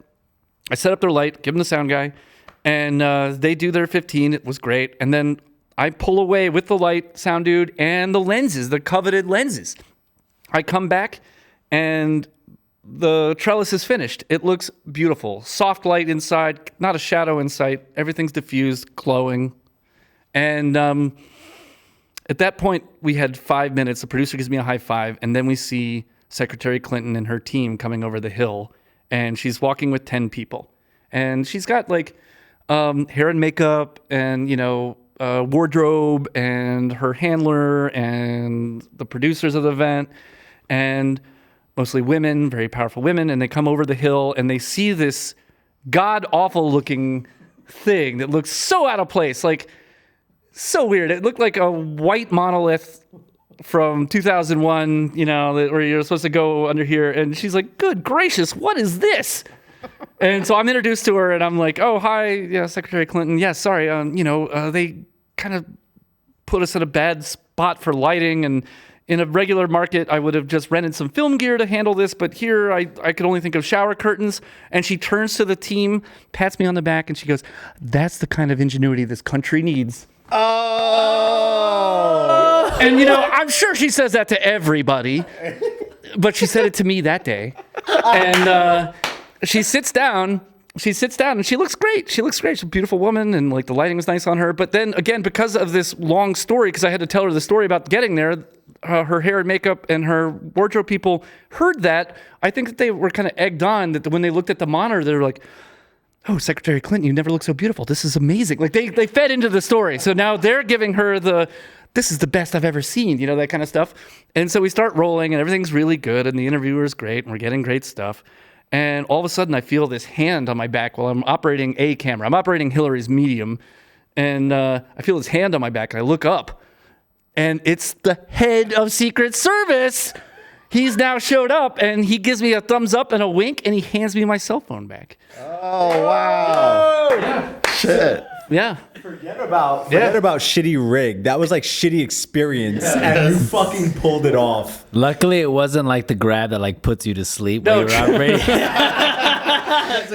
Well, that the whole company found out about the whole experience of this, and I was given much praise. And then 4 years later, in 2020, I was asked again. They wanted me to do the primary interviews again, and I interviewed every single Democratic primary candidate as a DP because of showing how hard you're going to push to get it done. Did you ever get a photo of that setup? Yeah, Do you have, is that something you can I don't have a submit to photo us? of the setup, but I have a photo of Hillary and I with the production team. And then it was crazy. 8 months later, there was a point where Planned Parenthood gave their endorsement for the election in New Hampshire at the head of Planned Parenthood. And I was asked back. And when I set up that interview between Hillary and the head of Planned Parenthood, Hillary turns and goes, oh, hey, Smokey, it's nice to see you. I was like, she knew me by name. Oh my god! She knew me by name. Man, I mean, I gotta say though, there's like I don't know anyone else named Smokey, so True. it's your credit. Like Yeah, you picked the perfect name. The way you're describing what you created for her to walk into was probably pretty jarring. Yeah, I mean, it was a shitty rig. It was a shitty rig, sure. Super shitty rig. Yeah, super shitty. I kind of imagine that like Secret Service was like 30 yards away with like snipers like watching you as like Hillary That was was like what I thought was gonna happen. I was like the Secret Service guy was just gonna take you away. It's funny. On that second event, we had a lot of Secret Service too, because it was a big terrorist target of having both all of the heads of Planned Parenthood and Hillary Clinton in one room. The security was also extremely tight, and I was coming in from that win 6 months earlier, and I was being a little blasé of like, oh, whatever, I'm fine. Secret Service loves me. They give me my phone back, and then like, I definitely got hip checked a couple times. Like, stay in your lane, buddy. From that first shoot, I just imagine Smokey running with the cable across the field, and they're just watching him. Like, I wouldn't actually, Evan, I wouldn't be surprised if that happened. I don't know about it. yeah, they're just like, just say the word, we take them out. It's like, I got the cable. I bet you like that was like that guy letting you go was like they had a sniper on you the whole time. Watch that guy. Sir, I have a shot, but the lighting's too beautiful. Hold on. Blinded by the lights. Sir, she's never looked this good, sir. Call it off. No, so a friend of mine that was a producer of that back in the office, he pitched the Clinton team something after the election, and they had a lookbook that they wanted for the next project, and pictures from my interview were at the top of the lookbook. And it was something that they were like, you know, wanting to use as inspiration for going forward. And to think, everyone here, this is all lit with Bed Bath and Beyond. You know, it's funny. The shower curtains have names, kind of like paint. You know, like paint brands or paint colors have names. I forgot. I used to remember the name of the type of shower curtain I use. It was like something called like Greek Essence, or. Do you remember the, I guess, the consistency of the diffusion? Sure, Like, John. I would compare it to 250. 250. Okay. Yeah, something middle range, not too thick, like a 129 or 216, but like middle, like a kind of a. In all that, I went in all that liberal work. I went kind of conservative on my diffusion. How many curtains did it take on that? On One. It was one, but it needed to be everywhere because you know the idea is if you're lighting a subject and the subject lighting is a certain quality or character, has a certain character to it, but everything in the background has a very different opposite character, like extremely hard, then it's jarring to me and it looks like you only address that one thing. So I wanted the entire rose garden to have the same diffuse quality in the background and the bokeh. So Last question here. Was the rose garden okay when you pulled all the staples? sure, I think we left the staples. So if you're in Iowa, go check. I think it's covered in thousands of staples. You can verify Smokey's story. Yeah, that's right. Amazing. What a fucking story. That was so good. Thanks. I'm glad I got to tell that one. I know I'm going way over time here. Oh no, that's great. It's been amazing. It's been great. Yeah, I gotta say, Smokey, it's been such a pleasure to have you, and you know the mad scientists, I would say, you know, coming up here, and we could go on for hours with all the stories you can tell us, but we'd love to have you back on the show. Thank you for being here, Smokey Nelson. Everybody, he's killing it. Thanks all, the whole Shitty Rigs team. I love you guys. Big fan. And I would love to come back and do another episode. Yeah. So again, thank you, Smokey. Thank you, Shoveltown Brewery, for sponsoring this episode. Really appreciate you guys. Tune in next time. We'll see you guys next. Bye. Peace.